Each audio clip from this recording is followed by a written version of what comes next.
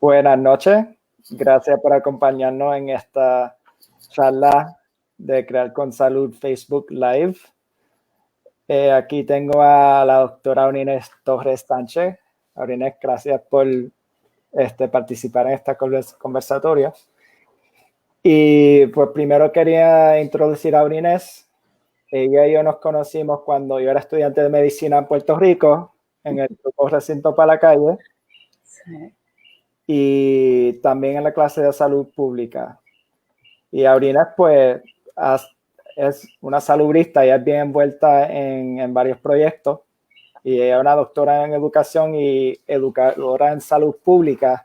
Y ella tiene más de 30 años de experiencia en programas de salud comunitaria, principalmente con poblaciones y grupos socialmente vulnerabilizados y sometidos a condiciones de exclusión y desigualdad social y económica. Y entre esos grupos tan diversos se encuentran las personas con condición de calle, personas con trastorno de sustancias, personas que trabajan en el sexo, campesinos, comadronas, líderes comunitarios, mujeres, comunidad LGBTQ. Así que un montón de varias comunidades que sí hace falta ese apoyo. Y ella también tiene una formación de educación popular aplicada a la salud. Y lo que le ha distinguido en su carrera salubrista y como educadora en contextos comunitarios y académicos, desde donde fomenta alianzas recíprocas a favor de la equidad en salud. Y Aurines, su práctica se caracteriza por fomentar enfoques transdisciplinarios, liberadores y solidarios como herramientas colectivas hacia una salud digna y para la defensa de derechos humanos y justicia social. Y en sus últimos 10 años, Aurines ha dedicado gran parte de su carrera a crear y poner en práctica metodologías en la formación liberadora en salud para líderes y lideresas comunitarias, maestras y maestros, y vecinas y vecinos de sectores marginalizados y oprimidos por fuerzas sociales estructurales. Y en el 2019 ella fundó una iniciativa de apoyo llamada Aula Comunitaria de Educación Popular en Salud, y la cual provee acompañamiento formativo en salud a lideratos comunitarios en el archipiélago de Puerto Rico para fomentar apoderamientos comunitarios en los asuntos de salud. Así que, Aurines, otra vez, gracias por acompañarnos.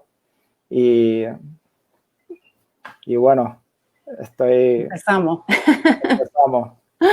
Gracias, Alan. Gracias por la invitación a ti, a Crear con Salud, que de hecho es un grupo que admiro y sigo desde que tuve conocimiento del grupo, precisamente a través de ti, después del huracán María. Ciertamente Crear con Salud es un ejemplo de solidaridad de nuestra diáspora. Así que gracias por estar y permanecer. Y pues nada, me parece formidable, ¿verdad?, que saquemos este tiempo cuando me llamaste, ¿verdad?, para explorar la posibilidad, este tiempo y espacio para compartir experiencias en un camino común que hemos tenido. No solamente Crear con Salud y mi trabajo, sino personas o grupos que pueden estar escuchándonos, que es el de fomentar bienestar emocional en nuestras comunidades y sectores más excluidos, ¿verdad?, de ese archipiélago de Puerto Rico, que es importante mencionarlo porque es un archipiélago. Y quisiera, ¿verdad?, si me lo permite, aclarar de entrada algo muy importante para mí, es que lo que voy a compartir, pues no lo hago hablando por el liderato comunitario de sectores con los que trabajo o he trabajado, sino más bien mi intención es compartir, ¿verdad?, con tu invitación, ¿verdad?, compartir un poco de mis experiencias y reflexiones en un proceso muy hermoso, ¿verdad?, que he tenido hace varios años, que es el de acompañar a líderes y lideresas comunitarias y a su vez ser acompañada por ellos y ellas, ¿verdad? Ha sido un caminar de intercambio de saberes, ¿verdad?, que nos ha permitido redefinir lo que es la solidaridad, lo que es hacer comunidad y lo que es buscar una salud digna para todos y todas. Así que, de hecho, ese concepto de acompañamiento es el que precisamente quizás caracteriza principalmente mi trabajo a través de Aula Comunitaria de Educación Popular en Salud, que es buscar una de las cosas principales que trato a través de esa iniciativa es buscar formas de fomentar apoderamiento comunitario en los asuntos de salud. Y pues yo pienso que la coyuntura que nos une hoy, ¿verdad?, tiene que ver con un componente fundamental en el trabajo de salud comunitaria que hacemos y que hacemos muchos y muchas, ¿verdad? Y es en este caso, hablar un poco sobre el bienestar del liderato comunitario. Sí. Ahorita me interesaba saber qué fue lo que te atrajo envolverte en este trabajo con los líderes comunitarios particularmente. Pues mira, eso me gusta esa pregunta porque puede ser también una oportunidad para aclarar también el contexto en el que trabajo, porque hay diferentes formas de concebir los líderes comunitarios, o a veces escuchamos a la gente hablar de líderes comunitarios en diferentes contextos y un poco nos confunde, no sabemos si son lo mismo, ¿verdad? Yo, antes de yo hacer mi maestría en salud pública, yo tuve unas experiencias a través de mi bachillerato, unas experiencias de formación y práctica desde enfoques críticos y liberadores en las ciencias sociales, ¿verdad? En el bachillerato que hice en la UPR. Y fue cuando entré a relacionarme con la educación popular. Y, ¿verdad? Para aquellos de ustedes que no conocen mucho la educación popular o nunca habían escuchado, la educación popular es una corriente y una práctica política y educativa que busca, ¿verdad?, fomentar el poder de los sectores oprimidos, marginalizados y excluidos.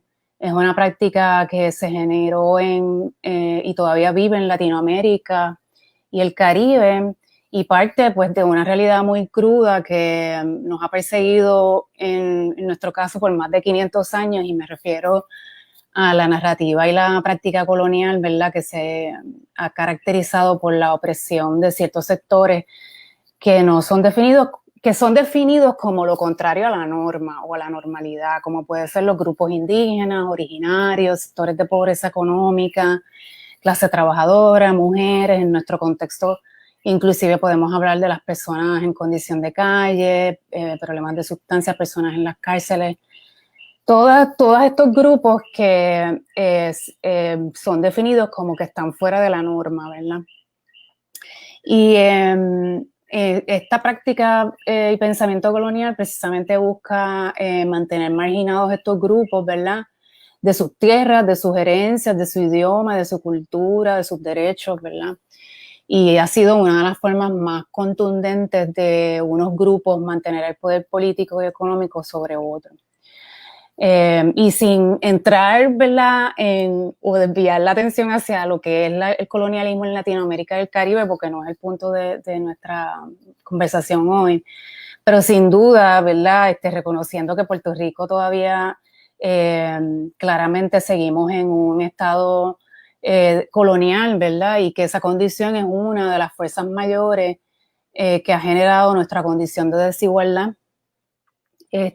A mí personalmente, pues entrar en esas experiencias en el bachillerato me marcó mucho y busqué seguir trabajando desde esos enfoques liberadores, fomentando equidad y justicia, y me parecía que era muy urgente en nuestra isla, y estoy hablando a finales de los años 80, y ahora me parece todavía más urgente, ¿verdad? Pero cuando entró a estudiar salud pública, ya yo trabajaba en salud comunitaria y en unos proyectos de VIH, y de mi propia experiencia, ¿verdad?, en esos proyectos y en comunidades y sectores marginalizados, yo vi una oportunidad de trabajar en la formación de liderato en salud, ¿verdad?, en este contexto desigual, para fomentar poder o apoderamiento comunitario, ¿verdad?, ante los retos y desigualdades en salud. Y eso, pues, tomando en cuenta que la mayoría de los problemas de salud, ¿verdad?, que enfrentamos hoy en día están relacionados a las desigualdades económicas y la distribución de recursos y poder. Así que realmente los salubristas, me gusta pensar, por lo menos hacia mí misma y hacia otros salubristas, que tenemos un deber moral y ético de buscar formas para adelantar la equidad y la justicia social. Así que ahí fue cuando yo empecé a adentrarme a conocer el trabajo de vecinos, vecinas, líderes de sectores vulnerabilizados, excluidos, discriminados en la isla. Y partiendo pues del conocimiento de que el cambio hacia la equidad tiene que venir desde adentro, ¿verdad? Y hacerlo desde adentro ya es fomentar la equidad. Y cuando digo adentro, pues no me refiero adentro de mí, sino adentro de las comunidades propiamente, ¿verdad? Y mirándome a mí misma como un acompañante y una facilitadora, ¿verdad? En este contexto, pues, el buscar que los líderes comunitarios fomenten también apoderamiento comunitario en salud, pues significa que las comunidades afectadas por asuntos de salud y desigualdad, pues rescaten o creen poder para ellas mismas, ¿verdad? Y eso es parte, ¿verdad?, de lo que hago a través de Aula Comunitaria. Yo no doy poder porque nadie puede dar poder a nadie. El poder se construye colectivamente entre las personas que viven las mismas desigualdades o las mismas condiciones de opresión. Así que realmente mi interés es buscar y generar espacios para facilitar esos procesos de apoderamiento donde el liderato comunitario, ya sea autoconvocado o no, pues comprenda las cosas que les causan la ausencia de poder y se vean como sujetos proponiendo y actuando a favor de sus comunidades y generando proyectos de cambio. Me gusta lo que dice acerca de construyendo poder en la comunidad, porque yo tenía la impresión de cuando uno empodera al otro, implica que uno le da poder a la otra persona para que él o ella pueda autodeterminarse. Sí, bueno, desde la perspectiva y el acercamiento de la educación liberadora, decolonial, realmente pensamos que nadie puede dar ese poder a otros, sino que las personas adquieren ese poder por sí mismas o lo adquieren en colectivo, ¿verdad? Pero sobre todo partiendo de las mismas realidades que viven. Por ejemplo, yo soy mujer y yo puedo juntarme con otras mujeres para atender los desafíos que vivimos las mujeres en términos de desigualdad y de violencia, por ejemplo. Y en ese sentido, pues yo en un colectivo podemos buscar generar el poder para proponer acciones, ¿verdad?, a favor de nosotras las mujeres. Pero no puedo, ¿verdad?, por más grados académicos que tenga, yo no puedo llegar a una comunidad en Loíza o en Vieques, donde yo no vivo, donde no soy parte de los procesos y de las realidades que allí se viven. Las puedo comprender y puedo ser solidaria, pero no las vivo. Y entonces decirle a la gente, o sea, ¿cómo es eso? ¿Cómo yo les doy poder? ¿Dándoles conocimiento? No, el conocimiento realmente no es una forma de dar poder, es un elemento dentro de los procesos, pero no es lo que da poder. La gente generalmente necesita entender qué es lo que les causa la ausencia de poder, comprender cuáles son esas fuerzas estructurales y proponer, ¿verdad?, acciones que salgan de ellos y ellas mismos, ¿verdad?, para generar cambios. Así que es en ese contexto en que trabajo y es mirar el liderato comunitario como sujetos de acción, no como objetos, ¿verdad?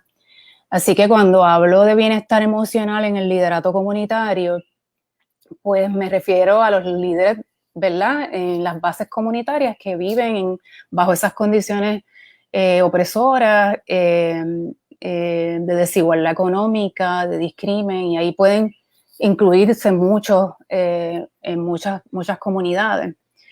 Pero sí quisiera aclarar que en este contexto estoy hablando de líderes que son ya sea escogidos en asambleas comunitarias de sus comunidades, ¿verdad?, que son vecinos, son residentes de sus comunidades, pero también están los vecinos y vecinas que se autoconvocan, ¿verdad?, y asumen un rol de liderato para apoyar a su comunidad. Y de estos hay muchos y muchas, ¿verdad? A veces hay personas que ejercen un liderazgo, pero la gente quizás no los reconoce como líderes, pero sí están llevando a cabo una labor bien importante de aunar unos esfuerzos, ¿verdad?, en beneficio de la salud de la comunidad. Y yo creo que es importante destacar que siempre han existido líderes y lideresas comunitarias, a veces se les acuña el título, otras veces no.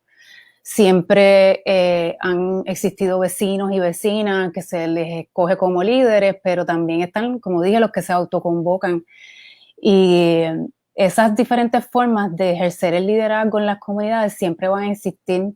Yo tengo un relato de mi abuela, una de mis abuelas, abuela Cástula Noya de Yabucoa, que ella tenía un tercer grado de nivel de educación y trabajaba para mantener a su familia, trabajaba ayudando en las filas de la unidad de salud pública de Yabucoa y en los comedores escolares, pero en la unidad de salud pública ella aprendió algunas cosas de salud y después en la comunidad los vecinos y las vecinas la llamaban a ella para que le pusieran inyecciones o para que la sobaran, ¿verdad? Y en cierta medida, pues probablemente mi abuela jamás se consideró como líder, pero llevó a cabo un rol bien importante para aunar esfuerzos, para ayudar, para apoyar a su comunidad en una situación de desigualdad que de hecho en esos tiempos era sumamente drástica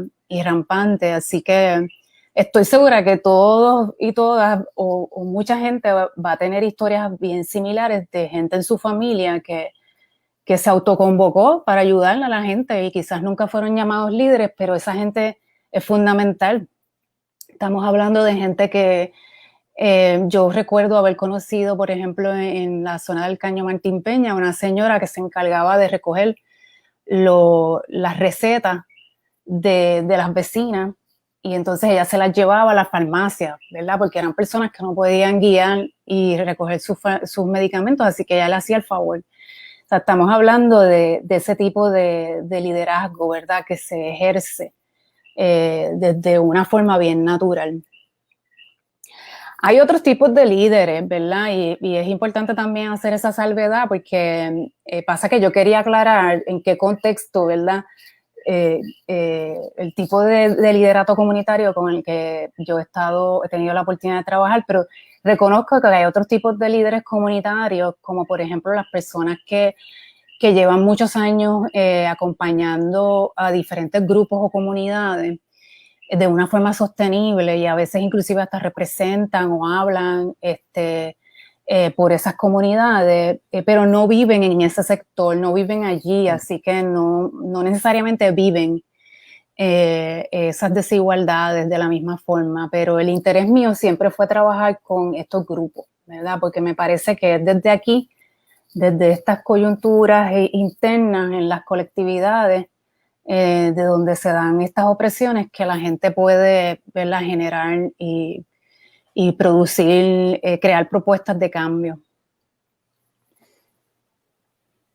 ¿Y cómo es tu, ¿verdad? Estaba hablando acerca de comunidades donde hay líderes comunitarios que tengan ese contexto compartido o esa experiencia compartida y al tener esa sensitividad, pues pueden ejercer un efecto comunitario, bueno, un efecto comunitario más efectivo por ser redundante. Uh-huh. Y usted que ha trabajado en varios proyectos y comunidades, ¿cómo previenes que, o cómo usted trabaja con esos líderes comunitarios al no necesariamente tener esa experiencia compartida de crecer en esa comunidad? ¿Te refieres a que yo no crezco en la comunidad o a los líderes los líderes comunitarios que estaba mencionando ahora que no son de las comunidades? En su caso. En mi caso. Sí. Ok. Pues han sido bien importantes porque es parte del trabajo también interno que hacemos los que trabajan, que pienso yo que debemos hacer los que trabajamos en el escenario de comunidad, sobre todo desde estos acercamientos liberadores y emancipadores, porque la realidad es que yo siempre también me concibo a mí misma como alguien que que también ha adoptado esa narrativa colonial, ¿verdad? Por ejemplo, hace muchos años cuando yo empecé el trabajo en salud pública, yo llevo ahora más de 30 años, pero en mis primeros trabajos de comunidad, yo llegaba también con una idea paternalista, ¿verdad? De que yo tengo un conocimiento y que la gente no lo tiene. Y que ellos me necesitan a mí. Entonces, yo no era desde nunca fue desde una actitud arrogante, pero el profesionalismo en la salud, ¿verdad? La forma en que también se trabajan los programas académicos te van creando esta idea de que tú tienes un conocimiento y ese conocimiento, ¿verdad? Es un poder.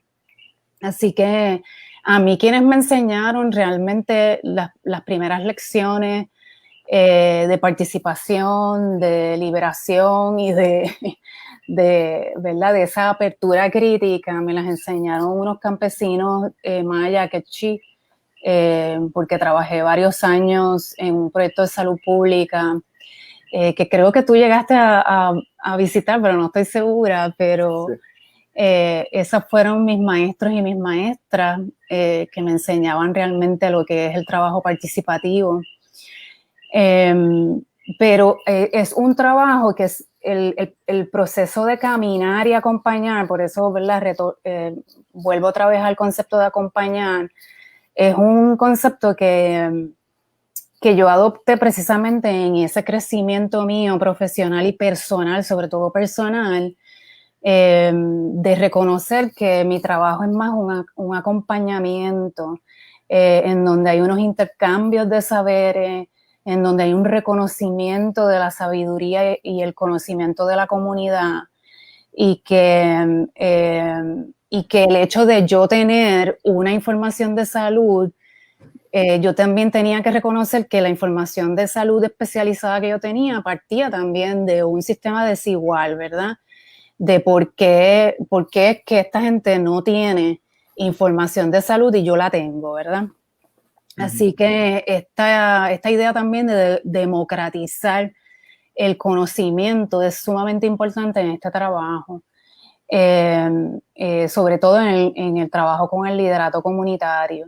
Yo creo que parte de lo que a mí también me llenó de mucha pasión en mi trabajo era precisamente reconocer que habían unas grandes oportunidades en fomentar el liderazgo en las comunidades, no solamente a favor de la salud, no solamente trabajar acompañando a los líderes que son escogidos en asambleas comunitarias, sino también fomentar espacios donde se creen, ¿verdad? Y se formen, ¿verdad? Que es la palabra correcta, líderes, ¿verdad? Que conocen sus comunidades y que quieren ayudar más, pero no tienen acceso a información de salud que nosotros sí tenemos, porque pues yo tengo una cuenta con la UPR y puedo accesar la base de datos de la UPR, pero la gente en las comunidades no puede accesar esa base de datos. Entonces la desigualdad la vivimos desde muchos aspectos, pero reconocemos, y yo he reconocido, ¿verdad?, que esa es un paso importante a trabajar en lograr mayor equidad, ¿verdad?, que es en ese intercambio y en esa posibilidad de permitir, en una primera acción es permitir, ¿verdad?, que la información que yo tengo llegue a otra gente, pero es también generar espacios donde la gente en las comunidades use la información y construya nuevos conocimientos a partir del conocimiento que ellos ya tienen, y de conocimientos nuevos que quizás pues ellos no pueden accesar porque no ven la base de datos, pero yo vengo y los traigo. Entonces, en ese sentido es un trabajo colaborativo, que va a la par, ¿verdad? Hay un reconocimiento, ¿verdad?, de las diferencias, porque yo vengo a mi casa y tengo un trabajo que me permite pagar mi luz y y el agua, y en muchas de estas comunidades donde yo trabajo eso no se da. o tienen dificultades para poder terminar las cuentas en la semana o en el mes. Pero es parte de cómo ir abonando a los cambios, ¿verdad? De ir generando espacios y facilitando espacios donde la gente también, ¿verdad? Que viven estas desigualdades puedan generar sus propios conocimientos, sus propios proyectos, y que esos proyectos sean reconocidos, porque una de las cosas que tenemos que también reconocer es que el conocimiento, ¿verdad? Lamentablemente, por los avances de la ciencia, por un lado, dieron unas cosas buenas porque nos permitieron reconocer, ¿verdad?, que habían nuevas informaciones, nuevos conocimientos que benefician a la sociedad. Pero por otro lado, lamentablemente hizo que se invisibilizara y se rechazara el conocimiento de la comunidad, ¿verdad?, que es un conocimiento a partir de la experiencia. Y en este sentido, yo creo que es importante destacar que las comunidades con las que trabajo y el liderato comunitario también tiene un conocimiento que lamentablemente es invisibilizado y rechazado. Y en ese discurso de la ciencia, ¿verdad? De que ahora hay un conocimiento que está validado por la ciencia y el tuyo, si tú no lo puedes probar, no es conocimiento, pone, ¿verdad? Y crea una mayor desigualdad y una mayor exclusión a estos grupos y sobre todo a estas personas que asumen un liderazgo en las comunidades con unos conocimientos que ya tienen. Así que un ejemplo de eso es las comadronas. O sea, las comadronas, que también yo las considero también lideresas comunitarias, aunque no tienen ese título, pero las comadronas fueron rechazadas por el paternalismo científico, ¿verdad? Pues porque supuestamente la práctica de las comadronas hacía que hubiera más muertes maternas. Sin embargo, lo que tenían era que no tenían acceso a conocimientos sobre cómo esterilizar su equipo, sus instrumentos, que era lo que causaba las muertes maternas. Entonces no hay por qué rechazar la comadrona. Eso es un oficio ancestral muy importante y muy digno y que todavía se utiliza. Entonces es uno de los ejemplos. De la misma forma se trató y se ha tratado de criminalizar o de demonizar oficios como los que hacen las sobadoras, las personas que trabajan con las plantas medicinales o hacen tesis de plantas medicinales, los curanderos y bueno, otros más, ¿verdad? Que en ese sentido, pues eso es una de las cosas que también, ¿verdad?, van en contra de los saberes de las comunidades. El acercamiento que yo uso son acercamientos decoloniales, ¿verdad?, que van dirigidos a reconocer estos saberes y el poder que tiene la gente y las capacidades que tiene la gente para generar sus propias propuestas, sus propios proyectos y sus propias soluciones, ¿verdad?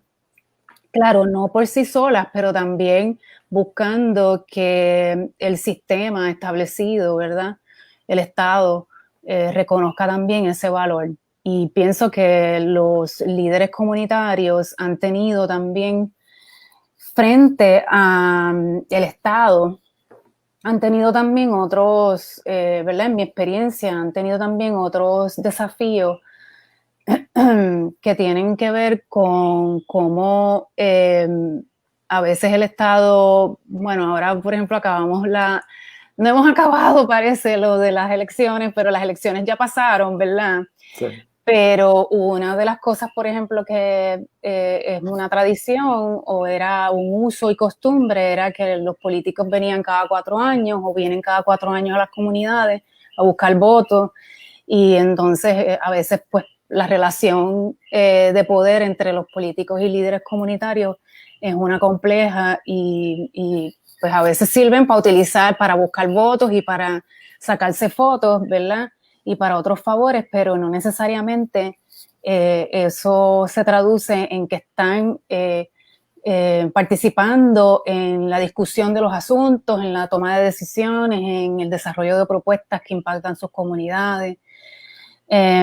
Así que vemos que en los últimos años, después del huracán María sobre todo, hay un reconocimiento de los líderes comunitarios, pero eso no necesariamente se traduce en algo positivo. En algunos casos yo he visto que sí, que hay unos grupos que han estado recibiendo mayor apoyo, mayores recursos, pero otros no, ¿verdad? De hecho, se presta para una doble vara porque ahora la gente está más consciente del valor que tienen los líderes comunitarios y entonces a veces entonces terminan con más trabajo y con una expectativa mayor, ¿verdad?, de la gente sobre su trabajo. Así que pero sabemos que sin un apoyo integral, comprensivo, ¿verdad? Lo que se provoca es una quemazón y un abuso hacia estos grupos que asumen un rol sumamente importante en la salud de las comunidades. Sí, lo que sí quería preguntar, que especialmente en las elecciones y la política y mayor predominancia en el social media, o sea, en el acceso a información por el internet, pues sí hay como que más espacio en conversaciones sociales sobre los líderes comunitarios y como habías dicho, que como que hay más, no enfoque, pero como que están en el spotlight y hay más gente dando sugerencias y puede provocar que haya más trabajo, pero sin el apoyo necesario. Y no sé si ese acceso a la información por internet y esos discursos en esos espacios digitales y sociales, si eso ayuda o no, o simplemente causa más trabajo para el líder comunitario. Bueno, mira, los líderes, o sea, en mi experiencia, una de las cosas que también yo he visto es que hay una narrativa de un estigma hacia los líderes comunitarios que es bastante vieja, este estigma de pensar que los líderes son personas que quieren aprovecharse, que son unos oportunistas, ¿verdad? Y lo digo porque yo misma me he enfrentado con esos discursos de personas ajenas a las comunidades que me dicen, no, yo no quiero trabajar con los líderes porque ellos siempre se aprovechan. Eso es bien duro realmente porque es un discrimen, ¿verdad?, hacia los líderes y el liderato comunitario que afecta muchísimo, no solamente a la comunidad, sino a los propios líderes comunitarios, porque estamos hablando de discrimen de personas con poder, ¿verdad?, que tienen recursos y poder, que llegan a las comunidades como que a ofrecer, ¿verdad?, dentro de este escenario de desigualdad, pues yo vengo y tengo lo que tú necesitas, pero a ti yo no te lo voy a ofrecer, ¿verdad? Y entonces hace que muchos líderes terminen siendo ignorados, a veces sin darse cuenta o porque nunca descubrieron que fueron rechazados o quizás algunos se dan cuenta. Y estoy clara que esta no es la realidad de todos los líderes en el archipiélago, pero sí sé que es una realidad en muchos sectores. Y es algo sumamente preocupante, ¿verdad? Y tenemos entonces encima de eso que, por ejemplo, ahora con la pandemia se han acentuado todavía más las desigualdades y, por ejemplo, lo que mencionas de la tecnología, pues sí ha sido parte de el enfrentarnos a una realidad de que los líderes comúnmente en estos sectores no tienen normalmente acceso a un Wi-Fi ilimitado, con data ilimitada, o computadoras, o poder prender aquí, prender acá. No ha sido una imposibilidad para la mayoría del liderato, por lo menos con el que yo trabajo, porque como la realidad es que la mayoría de los líderes comunitarios son personas que están llamadas y convocadas, se sienten de corazón, ¿verdad?, llamadas a colaborar con su comunidad, lo hacen de forma voluntaria, sacrificando muchas cosas en su vida, ¿verdad?, y en sus realidades. y que este estigma que hay del líder que se aprovecha y que abusa, pues eso lo tenemos hasta en el gobierno. Es más, es peor en el gobierno. Pero yo me atrevería a decir que eso, en mi experiencia por lo menos, eso prácticamente yo no lo he visto o nunca o casi nunca. La mayoría de los líderes son personas que están ahí, ¿verdad? Que son las primeras en llegar, son los primeros que responden. Si no pueden proveerlo, lo buscan. Son fundamentales. Entonces, encima de eso, viven las desigualdades que también viven sus comunidades, pero están tratando de hacer el trabajo. Por ejemplo, con esto de la tecnología que mencionaba, pues de momento quiero ayudar a mi comunidad, pero ahora la forma de reunirme es a través de la distancia, necesito Wi-Fi.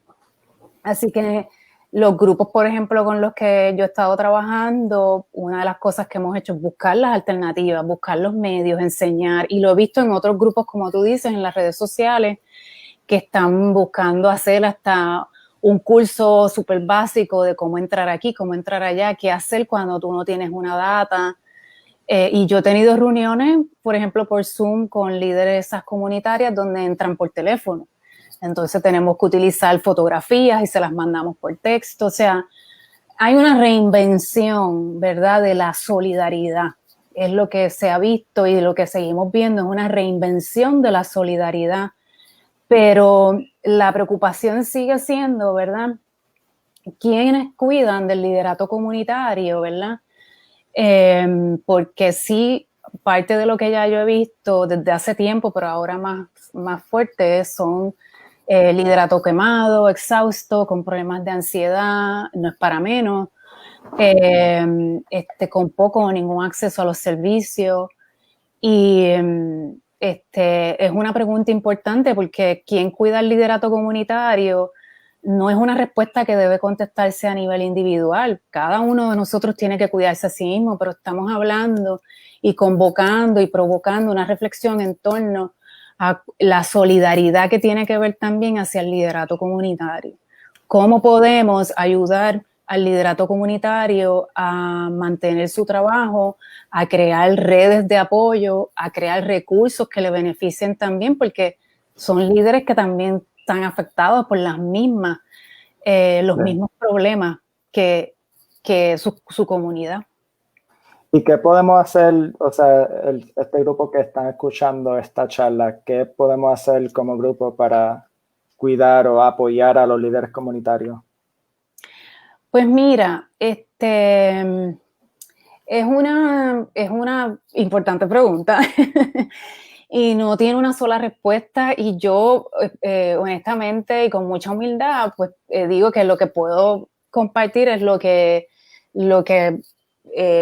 ¿verdad?, está basado en mi propia experiencia, pero pienso que es algo que se debe también abrir a los colectivos o a los grupos que están trabajando. Por ejemplo, el grupo de ustedes también lo puede conversar, pero en mi experiencia, ¿verdad?, aparte de lo que yo diría es que si trabajas en salud comunitaria o inclusive en cualquier trabajo comunitario, porque todo lo que es comunidad cruza con los asuntos de salud, yo creo que es sumamente importante conversar de este tema con el liderato comunitario ¿verdad?, del contexto donde estás y buscar su opinión al respecto. Pocas veces se habla de esto porque casi siempre de lo que se habla es de las necesidades que tienen todos los demás, pero no las necesidades que tiene el liderato comunitario. Estos son... Aurine, esta es una tremenda pregunta de Vanessa Torreguenza, una doctora y miembro de Crear con Salud. Ella dice: saluda, Aurine, gracias por tremenda charla. ¿Cómo te cuidas tú personalmente y mantienes tu bienestar? A veces con tantas noticias negativas puede ser difícil mantener el enfoque. Excelente pregunta y qué bueno que pues me la haces. Gracias por esa pregunta. Pues precisamente, ¿verdad? Parte de las reflexiones que yo he tenido en cuanto al liderato comunitario ha surgido también de mi propia experiencia. Cuando vino el huracán María e Irma, yo trabajé también en las respuestas con líderes comunitarios. y con muchas otras personas y mujeres maravillosas, y realmente el impacto fue enorme, y pasé por lo mismo, o sea, trabajar para otros y muy poca atención para mí misma. Pero como dicen, estas cosas pasan factura, ¿verdad? Y más abajo en el camino me atrapó, ¿verdad? Y yo también tuve un periodo de mucha ansiedad y muchos problemas que tuve que inclusive buscar ayuda psicológica para poder entender cómo manejarlo, porque era una experiencia nueva.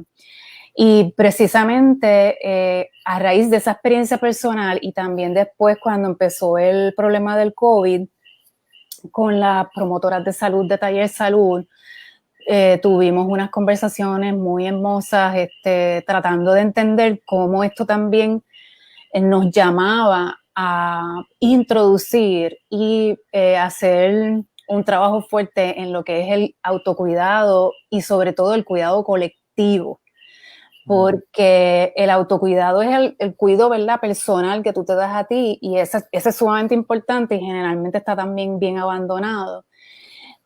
Sobre todo en las personas que asumen estos roles en las comunidades, pero el cuidado colectivo, entonces, que viene siendo la otra recomendación también, hay que problematizar con los grupos de comunidad y los líderes comunitarios esto de cuidado colectivo, ¿verdad? Porque al interior de la colectividad, de los grupos, ¿verdad?, que trabajan a favor de sus comunidades, se dan muchas dinámicas y muchas situaciones que a veces también repercuten, ¿verdad?, en el bienestar del trabajo colectivo y en el individual. Así que es también una recomendación a llevar estas conversaciones a los grupos y tratar de buscar de forma creativa, formas diferentes de conversarlo, de dialogarlo. Pero, y terminando un poco a la pregunta que ella me hizo, yo, por ejemplo, ahora pues hago mucho trabajo de meditación, mucho trabajo de energía, yoga, meditación y respiración. Y he tratado también de compartirlo con lideresas y líderes comunitarios que también están muy interesados en este tipo de, ¿verdad?, de estrategia. No sé si creo que contesté la pregunta. Sí. Pues fíjate, nosotros tenemos una pregunta de la doctora Carissa Cabán Alemán. Hola, ¿puedes dar un ejemplo en arroz y habichuela de una experiencia que haya tenido con el proceso de empoderamiento de alguna comunidad o persona? Danos unos pasos de cómo ayudar a comunidades a desarrollar o fortalecer su autoestima sin conductas patriarcales o coloniales. Bueno, mira, gracias por la pregunta. Voy a tratar de contestar esa pregunta en arroz y habichuela, porque la realidad es que el proceso de apoderamiento es un proceso que toma tiempo, que requiere de muchos espacios de reflexión, tanto de quienes facilitan los espacios como de las personas que facilitan. Por ejemplo, ahora yo he estado colaborando con Taller Salud desde el huracán María, en el trabajo con sus promotoras de salud, y ya se cumplen 3 años, y todavía estamos en un proceso de apoderamiento, ¿verdad?, de generar y promover apoderamiento comunitario. Así que también depende del contexto, ¿verdad?, las circunstancias y cómo se den. Pero un ejemplo, ¿verdad?, en arroz y habichuela que puedo dar más cercano es precisamente con mujeres en comunidad, ¿verdad?, lideresas comunitarias que estaban interesadas y están interesadas en trabajar con cuidadoras de personas adultas, de adultos mayores, encamados y todo eso. Y parte del proceso fue ella, ¿verdad?, y estas son las mujeres de Taller Salud, de ellas identificar qué era lo que les interesaba, pero para poder identificar lo que a ellas les interesaba o cómo podían ayudar a las cuidadoras de sus comunidades, a apoyar a las cuidadoras de sus comunidades, parte de lo que se trajo en la discusión y en la reflexión fue entender que había que explorar y saber cuáles eran las condiciones en que estaban las cuidadoras, hablar con las cuidadoras. Así que ellas mismas entonces crearon en un proceso de diseño participativo, crearon un cuestionario para ir y visitar a las cuidadoras y preguntarles y conversar con ellas sobre cuáles eran sus necesidades. Después, obviamente, era analizar esos resultados y hacer unas conclusiones y entonces proponer, ¿verdad? Proponer qué acciones ellas querían llevar a cabo, pero proponerlas desde el reconocimiento de lo que ellas podían hacer, ¿verdad? Así que todavía estamos en ese proceso con ellas, pero ya estamos terminando por lo menos un ciclo, pero va a depender del contexto, pero ese es un ejemplo quizás en Arroz y Habichuelas de cómo uno facilita un proceso en donde son las personas que van decidiendo cuáles son los problemas de salud que quieren atender, pero entonces hay un intercambio de saberes y de democratizar la información de salud, ¿verdad? En torno a que existen, por ejemplo, formas de recoger información, ¿verdad? Que ellas no sabían. Ellas no sabían cómo iban a poder recoger información, pues entonces ellas aprendieron lo que era una encuesta, cómo hacer una encuesta de forma confidencial, privada, cómo hacer preguntas, y ese proceso, esa encuesta la hicieron ellas y la llevaron a cabo ellas. Y ahora están en otra fase, pero es un proceso que toma tiempo. Así que tenemos que ir terminando. Muchas gracias, por ejemplo, y por tu tiempo. Y gracias por estar aquí. Y gracias a todos por venir y escuchar y las tremendas preguntas. Gracias a ti y a el grupo, ¿verdad? De Crear con Salud. Yo pienso que quizás como mensaje final me gustaría decir, ¿verdad?, de la importancia de crear estos espacios seguros y democráticos para el cuidado colectivo y también reconocer, ¿verdad?, la importancia del bienestar emocional que todos y todas enfrentamos y que, ¿verdad?, el bienestar colectivo y la promoción de la salud nos toca a todos y nos incluye a todos. Así que ahí estamos. Gracias. Ok. Ok. Bye, cuídate. Ok.